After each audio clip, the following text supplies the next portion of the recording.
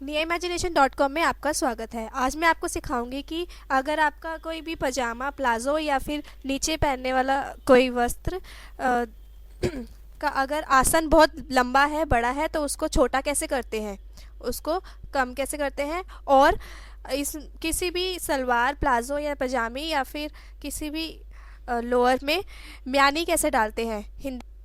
हिंदी में हम इसको बोलते हैं गिद्दरी या म्यानी, इंग्लिश में बोलते हैं चैनल।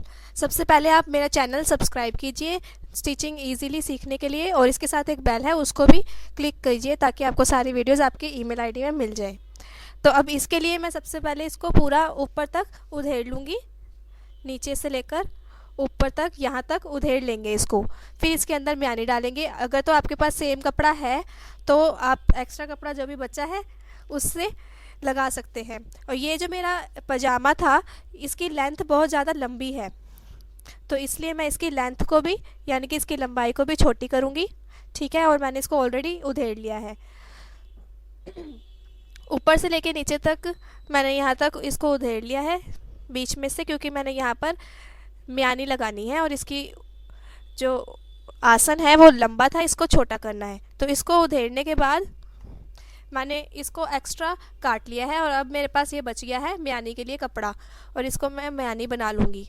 ठीक है, और अगर आपने सिला है खुद तो उसके लिए एक्स्ट्रा कपड़ा आपके पास होगा तो उसको आप म्यानी के लिए यूज़ कर सकते हैं। ठीक है, तो मैंने ऊपर से लेके नीचे तक जितना भी मेरे को चाहिए आसन उतना निशान लगा लेंगे। अगर आपको नहीं पता तो इसका स्टैंडर्ड मेज़रमेंट यानी कि जो मेज़रमेंट सबको चलेगा वो होता है 13 इंच, 13 इंचज़। ठीक है, और अगर आपको तब भी नहीं पता तो आपके पास जो दूसरा कोई भी प्लाज़ो हो या पैरलर हो उसका नाप लो कितना आ रहा है। ये मेरे केस में 13 इंच आ रहा है तो मैं 13 इंच ही लूँगी। ठीक है, तो इस प्रकार मैंने निशान लगा लिया 13 इंच प्लस आधा इंच मार्जिन के लिए और एक्स्ट्रा यानी कि 13.5 इंच के ऊपर निशान लगा लिया।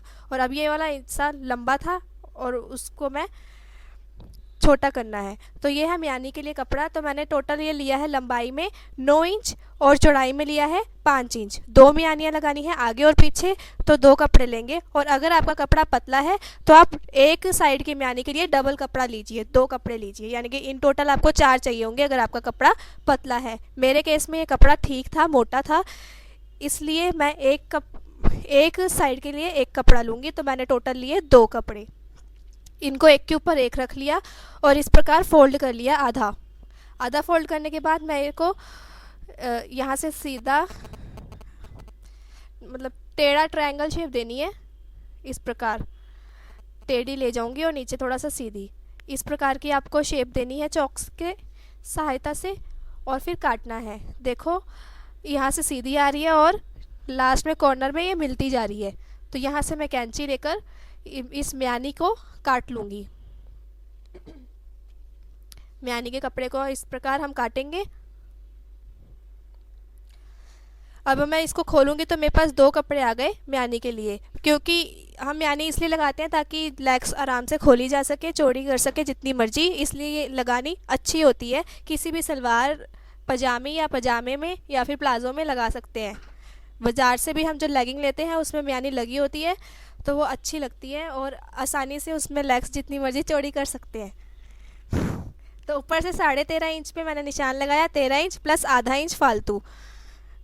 ठीक है, और ये अब म्यानी हम कैसे लगाएंगे, देखो इसकी सीधी साइड एक दूसरे की तरफ रखेंगे इस प्रकार, और अब मेरे पास बाहर की साइड है उल्टी वाली साइड कपड़े की। ये सीधी साइड एक दूसरे की तरफ रख के नीचे से शुरू हो जाएंगे।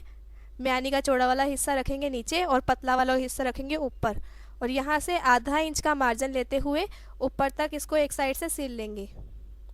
देखो इस प्रकार नीचे से स्टार्ट होंगे और ऊपर तक इसको आधा इंच का मार्जिन रखते हुए पूरा सिल लेंगे। अंत तक इसको सिल लिया। ये लग गई म्यानी एक साइड पे, और इसको दूसरी लेग के साथ जोड़ेंगे इसी साइड की। तो ऐसे लेंगे और इधर भी इसकी सीधी साइड एक दूसरे की तरफ रखते हुए यहाँ पे हमने एंड किया, यहीं से दूसरी साइड को पकड़ेंगे इस प्रकार। दूसरी साइड के लोअर को ऐसे पकड़ के इस प्रकार रखेंगे सिलाई मशीन पे, और यहाँ पे हमने अंत किया था यहाँ तक हमने सिला था और फिर यहीं से आधा इंच का मार्जिन छोड़ते हुए इस म्यानी को लास्ट तक अंत तक सिल लेंगे। लीजिए अब म्यानी एक साइड पे लग गई है पजामे के। इसके दूसरे साइड पे भी हम इसी प्रकार सेम तरीके से सिलाई मशीन पे जाके इसको सिलेंगे आधा आधा इंच का मार्जिन छोड़ते हुए। ठीक है, देखिए मैंने म्यानी लगा ली है दोनों साइड पे और ये उल्टी तरफ से इस प्रकार दिखती है।